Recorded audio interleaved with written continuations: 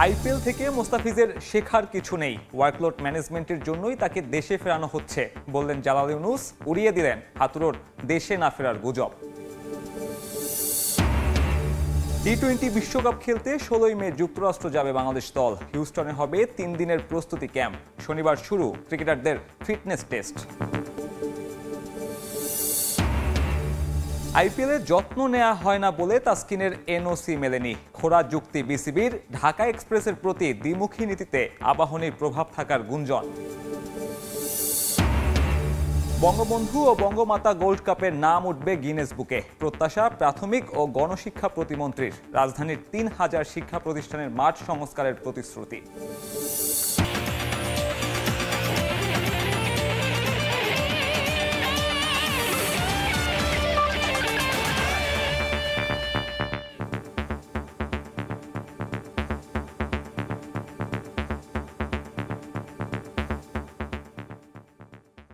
IPL থেকে মোস্তাফিজের কিছু শেখার নেই। সেখানকার ক্রিকেটাররাই তার কাছ থেকে বরং শিখবে।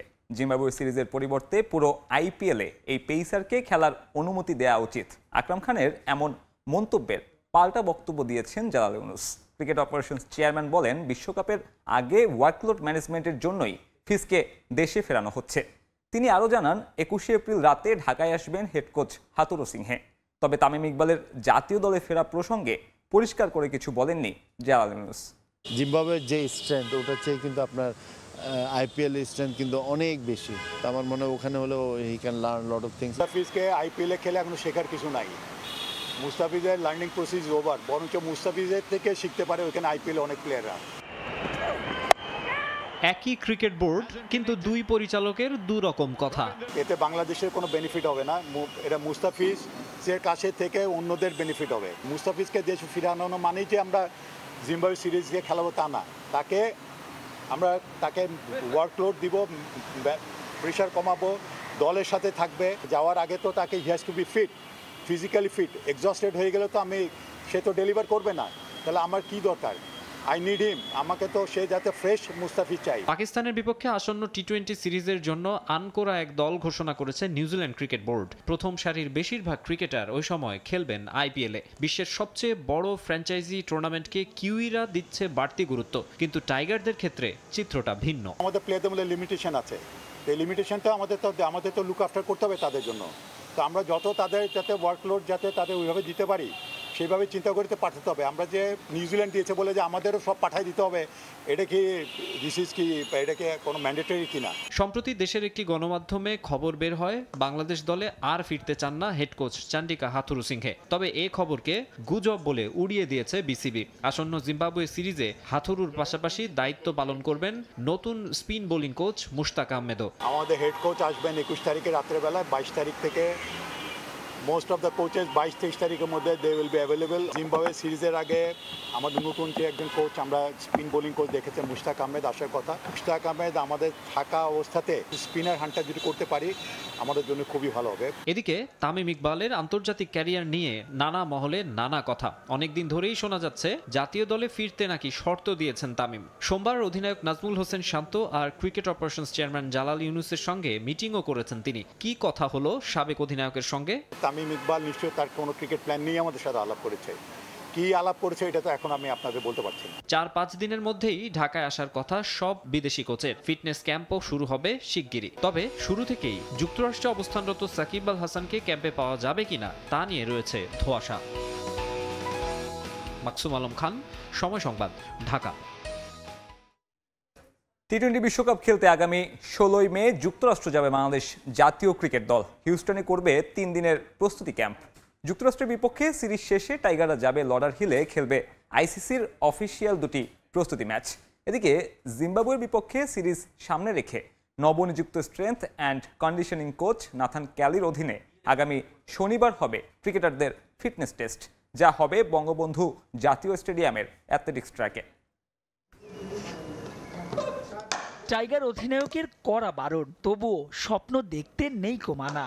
হোক না মোটে 20 ওভার, ভক্তদের দু চোখে স্বপ্ন অপার। দরজায় বাজছে টি-20 বিশ্বকাপ দামামা। শুরু হওয়ার অপেক্ষায় বাংলাদেশের আনুষ্ঠানিক প্রস্তুতিও। নবনিযুক্ত strength and conditioning coach Nathan ক্যালির অধীনে ক্রিকেটারদের নিয়ে শুরু হওয়ার কথা টাইগারদের ফিটনেস টেস্ট, তবে মিরপুরে নয়, যা হতে পারে বঙ্গবন্ধু জাতীয় স্টেডিয়ামের অ্যাথলেটিক্স ট্র্যাকে। পর্যায়ক্রমে মার্কিন মুলুকে ভিসা করা সব ক্রিকেটারদেরই দিতে হবে ফিটনেস টেস্ট। 21 এপ্রিল ঢাকায় পা রাখবেন tiger head coach Chandika Hathurusingha. তিনি এলেই তার সঙ্গে আলোচনা করে নির্বাচকরা চূড়ান্ত করবেন জিম্বাবুয়ে সিরিজের জন্য বাংলাদেশের স্কোয়াড, যে দলটাই হতে যাচ্ছে টাইগারদের বিশ্বকাপের সম্ভাব্য দল। হাথুরুর গ্রিন সিগন্যালের ওপরই নির্ভর করবে ডিপিএল এর সুপার লিগের কতটি ম্যাচ খেলবেন জাতীয় দলের বিবেচনায় থাকা ক্রিকেটাররা। তবে শোনা গেছে জিম্বাবুয়ে সিরিজকে সামনে রেখে চট্টগ্রামে চলতি মাসের শেষ সপ্তাহেই শুরু হচ্ছে টাইগারদের কন্ডিশনিং ক্যাম্প। 3 মে 5 ম্যাচের টি-20 সিরিজ শুরু হয়ে শেষ হবে 12ই মে। এর 3 দিন বাদে অর্থাৎ 16ই মে যুক্তরাষ্ট্রের বিপক্ষে প্রথমবারের মতো দ্বিপাক্ষিক সিরিজ ও টি-20 বিশ্বকাপ খেলতে মার্কিন মুলুকে উড়াল দেবে বাংলাদেশ দল, যেখানে করবে 3 দিনের একটি বিশেষ কন্ডিশনিং ক্যাম্প। 21 থেকে 25 মে হিউস্টনে স্বাগতিক দলের বিপক্ষে 3 ম্যাচের টি-20 সিরিজ খেলেই টাইগাররা চলে যাবে লর্ডার হিলে, যেখানে খেলবে আইসিসি আয়োজিত 2টি প্রস্তুতি ম্যাচ। এরপর ফ্লোরিডা থেকে বাংলাদেশ দল চলে আসবে ডালাসে, যেখানে 7 জুন শান্তরা খেলবে বিশ্বকাপের নিজেদের প্রথম ম্যাচ, প্রতিপক্ষ শ্রীলঙ্কা। যুক্তরাষ্ট্র পর্ব শেষে বাংলাদেশ দলের শুরু হয়ে যাবে ক্যারিবিয়ান দ্বীপপুঞ্জের ছোটাছুটি। মাহবুব রিমন, সময় সংবাদ। তাসকিন আহমেদের আইপিএল অনাপত্তিপত্র না দেওয়ার ব্যাপারে অদ্ভুত যুক্তি বিসিবির। 4 দিনের ব্যবধানে 4 ওভার বল করায় ঝুঁকি থাকলেও স্লো পিচ আর অসহনীয় গরমে 10 ওভারের স্পেল নিয়ে নির্ভর নীতি নির্ধারকরা, যেখানে রিকভারি সেশনেই পার হয়ে যাচ্ছে 2 দিনের বিরতি। যদিও বিসিবির দাবি ফিজিও ডিপার্টমেন্টের তত্ত্বাবধানেই আছেন ঢাকা এক্সপ্রেস, তবে ভেতরের খবর তাসকিনের প্রতি এমন দ্বিমুখী নীতিতে প্রভাব আছে আবাহনী ক্লাবের। খালি খেলালেই হবে না যে তাকে পাঠাই দিলাম আইপিএল, না তা না, আমাদের তো তারও তো লোড দেখতে হবে। লোড সামলাতে 20 ওভারের পরিবর্তে 50 ওভারের ক্রিকেট খেলানো হচ্ছে তাসকিনকে। বিসিবির এমন অদ্ভুত প্রয়াস হয়তো আপনাকে অবাক করবে। হয়তো দেশের ক্রিকেট নীতি নির্ধারকদের ক্রিকেট নিয়ে ভাবনার পরিধি কতটা সমৃদ্ধ সেটা নিয়েও নতুন করে ভাববেন। আইপিএল এর এনওসি পেলে কয় ম্যাচে তাসকিন একাদশে জায়গা পেতেন সেটা তর্ক সাপেক্ষ, আর তা পেলেও 4 দিনের ব্যবধানে মাত্র 4 ওভারেই স্পেল শেষ হতো। পাশাপাশি দলগুলোর তারকা সমৃদ্ধ কোচিং স্টাফ আর প্রতিযোগিতামূলক ক্রিকেটের অভিজ্ঞতায় নিজেকে আরো সমৃদ্ধ করতে পারতেন ঢাকা এক্সপ্রেস। যদিও বিসিবির ভাবনা বিদেশি ফ্রাঞ্চাইজি লিগে যত্ন নেওয়া হয় না তেমনটা। আইপিএলে গেলে কিন্তু তাদের 100% তাদের থেকে বের করে নিবে তাদের পারফরমেন্স। সেই জায়গায় যদি মুস্তাফিজের মতো, আমরা মুস্তাফিজ যখন ইনজুরি হয়েছিল এইখান থেকে খেলে গিয়ে কাউন্টি ক্রিকেটে গিয়েছিল, এই লোডটা কিন্তু নিতে গিয়ে মুস্তাফিজকে আমরা 1.5 বছর পাই নাই, এবং সেই এফেক্টটা কিন্তু মুস্তাফিজ মতো রয়ে গেছে। কিন্তু আমরা সেম অবস্থা তাসকিনের হোক আমরা চাই না। আইপিএলে অযত্নে থাকলেও ঢাকা প্রিমিয়ার লিগ নিয়ে বেশ আত্মবিশ্বাসী ক্রিকঅপস, যেখানে মন্থর উইকেটে প্রায় 40 ডিগ্রি সেলসিয়াস গরমে 10 ওভারের বোলিং স্পেল চোটের শঙ্কা তীব্র করে। পাশাপাশি ডিপিএলের প্রতি ম্যাচের আগে মাত্র 2 দিনের বিরতিতে সুযোগ থাকে না প্রস্তুতিরও, বরং আগের ম্যাচের ধকল কাটানোর আগেই আরও একটি ওয়ানডে খেলতে হচ্ছে ঢাকা এক্সপ্রেসকে। এখানেও অবশ্য আছে বিসিবির খোঁড়া যুক্তি। সে বলছে ইজ ফিলিং বেটার, যেটা শুনলাম আর কি, আমি তাসকিনকে শুনেছি ইজ ডুইং অল রাইট। এবং আমাদের ক্রিকেট বোর্ড থেকে ফিজিও ডিপার্টমেন্ট থেকে বলা আছে যদি এদের যারা আছে স্পেশালি ফাস্ট বোলারদের যদি ইফ দে ফিল কোনো ধরনের কোনো আনইজি ফিল করলে যাতে রিপোর্ট করা এবং সাথে সাথে তাদের ওখান থেকে উইথড্র করানো। অবশ্য আবাহনীর খেলোয়াড় না হলে হয়তো প্রেক্ষাপটটা ভিন্ন হতো তাসকিনের জন্য। ক্রিকেট বোর্ডে ক্লাব কর্তাদের আধিপত্য কাজে লাগিয়ে বাড়তি সুবিধা নেয় আকাশী নীল শিবির। এটা তো স্রেফ বিদেশি লিগ। জাতীয় দলের খেলার সময়ও আবাহনীর ক্রিকেটার নিয়ে বোর্ডের ভিন্ন নীতির দেখা পাওয়া যায় প্রায় প্রতিনিয়ত। ডিপিএল জিততে মরিয়া ক্লাবটি সুপার লিগের পরিকল্পনা করছে ঢাকা এক্সপ্রেসকে ঘিরে। তাসকিন তো খেলেছে, লাস্ট ম্যাচও খেলেছে, আমরা তো আশা করি আগামীকালকের ম্যাচও খেলবে। বাট আমরা আশা করি যে সে যদি এই ম্যাচটা না খেলতে পারে তাহলে সে সুপার লিগ অবশ্যই খেলবে। টি-20 বিশ্বকাপের আগে টানা ওয়ানডের মধ্যে থাকায় তাসকিন কিভাবে প্রস্তুতি নেবেন সেটাও হয়তো নতুন করে প্রশ্ন তুলবে। সাব্বির মিথুন, সময় সংবাদ। আইপিএলের আগে মোস্তাফিজুর রহমানকে ঠিকভাবে চিনতেনও না, তবে চেন্নাই সুপার কিংসের হয়ে খেলায় এখন ফিজের সম্পর্কে ভালো সম্পর্ক লঙ্কান পেসার মাথিসা পাথিরানার। সতীর্থ মোস্তাফিজুর রহমানকে প্রশংসায় ভাসান নিউ মালিঙ্গা খ্যাত এই পেসার। ফ্যানদের নিয়ে আয়োজিত চেন্নাই সুপার কিংসের এক অনুষ্ঠানে এমন মন্তব্য করেন পাথি রানা।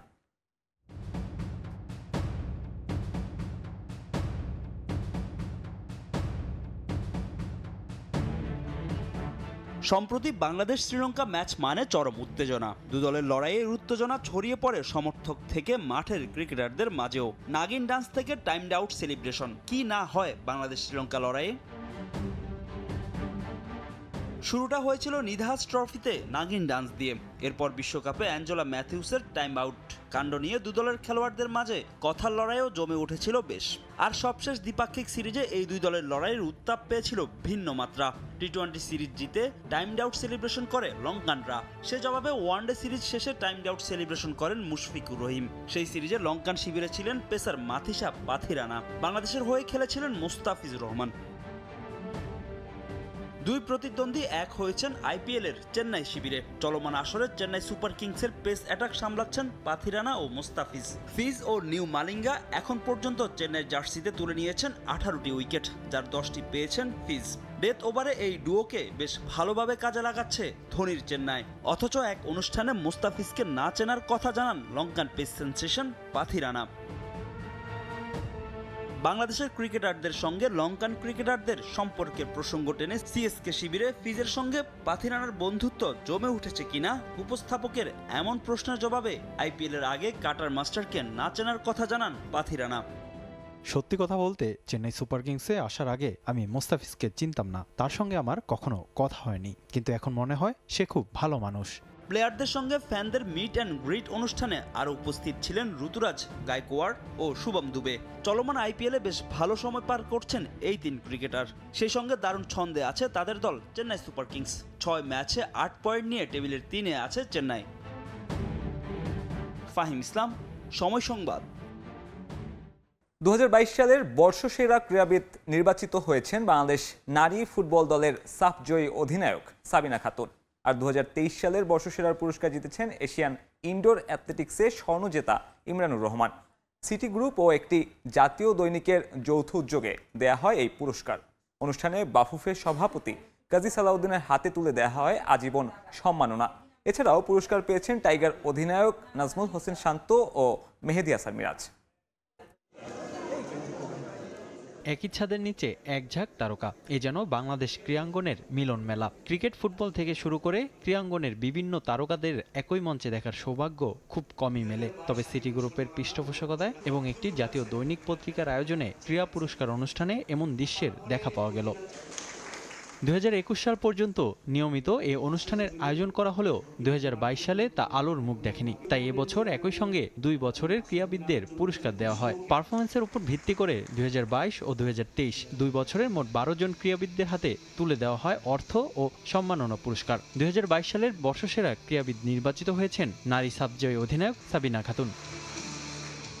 গেল বছরের বর্ষসেরা পুরস্কার উঠেছে এশিয়ান ইনডোর অ্যাথলেটিক্সের 60 মিটার স্প্রিন্টে সোনা জেতা ইমরানুরের হাতে। এমন অর্জনে ভালো করার অনুপ্রেরণা বেড়েছে বলে জানান তারা। সারা বছর পরিশ্রমের পরে যখন এমন সাফল্য পাই, এমন বাহবা পাই, এটা আসলে অন্যভাবে একটা অনুপ্রেরণা যোগায়। আমার ফুটবল ক্যারিয়ারে হচ্ছে এটা সবথেকে বড় অর্জন, এবং এটা আমি যখনই দেখি তখনই হচ্ছে আমার আমার অন্যরকম একটা ফিলিংস কাজ করে। Amazing feeling, really great athletes, great sports people who were nominated. Everyone deserves to win, but I'm proud. Award পেলে তো ভালোই লাগে। অনেক দিনের অপেক্ষা ছিল। সবসময় টিভিতে বা সোশ্যাল মিডিয়ায় দেখতাম যে ধরনের অ্যাওয়ার্ড শো হচ্ছে, বাট কখনো পাওয়া হয়নি। তো এবছর পেয়ে খুবই ভালো লাগছে। প্রতি বছরই খেলোয়াড়দের পাশাপাশি বাংলাদেশের ক্রীড়াঙ্গনে অবদান রাখা ব্যক্তিদের দেওয়া হয় আজীবন সম্মাননা পুরস্কার। এবার সে সম্মাননা তুলে দেওয়া হয়েছে বাফুফের সভাপতি কাজী সালাউদ্দিনের হাতে। অন্য সবকিছুর চেয়ে এই সম্মাননা নাকি ভিন্ন তার কাছে। স্পেশাল পুরস্কার, এবং স্পেশাল পুরস্কারটা পেলে ন্যাচারালি ভালো লাগে। এটা তো ধরেন একদিনে আসেনি, এটা ধরেন আমার ক্যারিয়ার হলো প্রায় প্লেয়িং ক্যারিয়ার হলো 15-16 বছর, এবং টোটাল ক্যারিয়ার হলো 50 বছরের। অবশ্যই এটা খুব ভালো লাগে। ক্রীড়াবিদরা ছাড়াও অনুষ্ঠানে উপস্থিত ছিলেন পৃষ্ঠপোষক প্রতিষ্ঠান সিটি গ্রুপের মার্কেটিং বিভাগের প্রধান নির্বাহী জাফর উদ্দিন সিদ্দিকী। ফাদুল ইসলাম মিরন, সময় সংবাদ, ঢাকা। বিশ্বের সর্ববৃহৎ ফুটবল টুর্নামেন্ট হিসেবে বঙ্গবন্ধু এবং বঙ্গমাতা গোল্ড কাপের নাম শিগগিরই উঠবে গিনেস বুকে।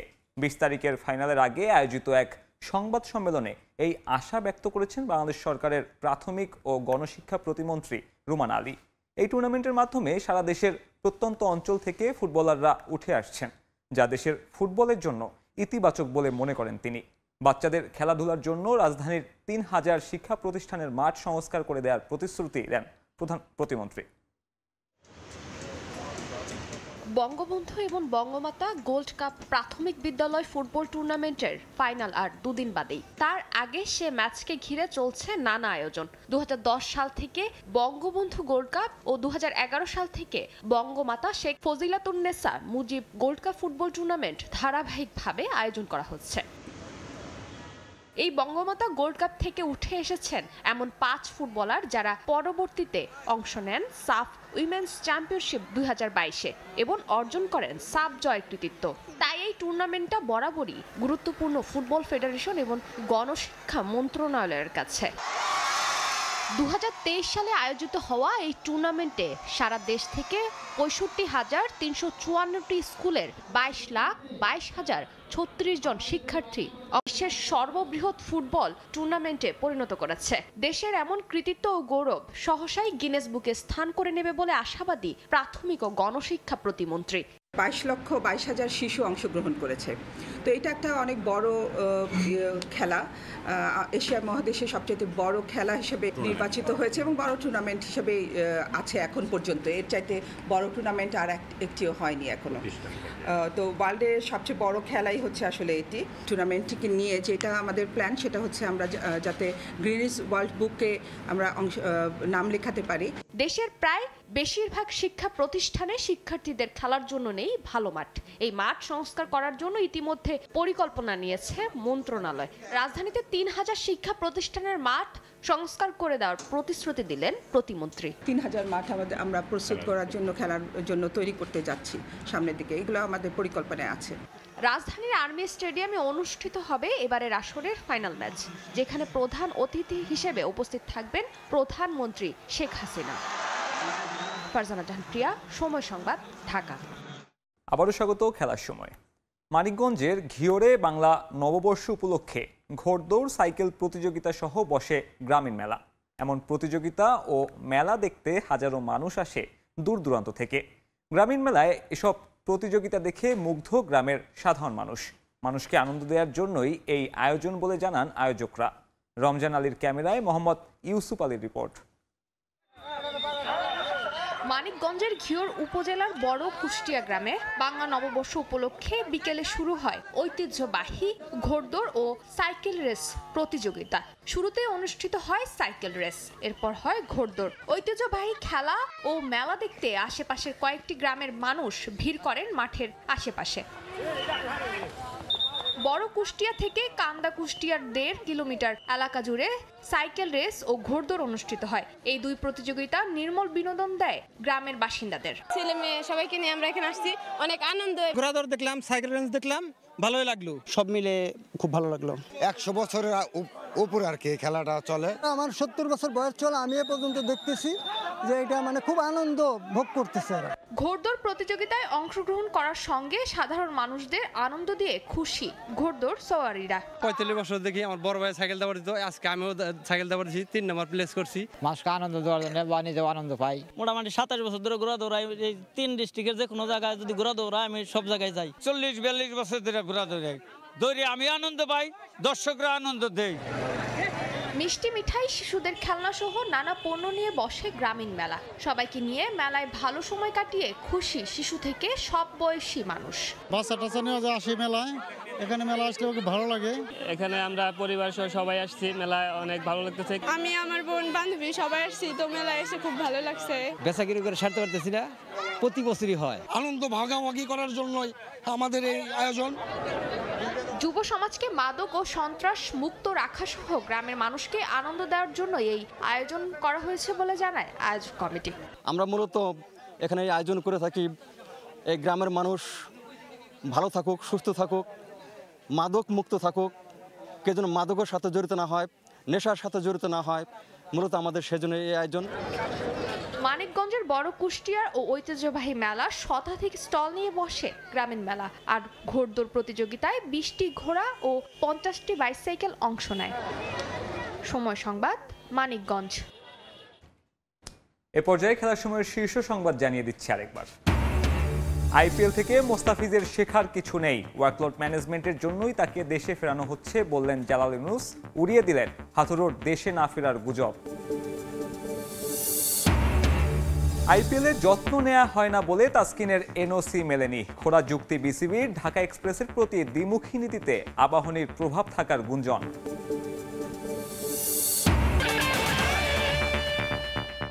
এই ছিল খেলার সময়ের এখনকার আয়োজন। এরপর প্রবাসের সময় থাকবেন ছোঁয়া খন্দকার। ধন্যবাদ মিথুন।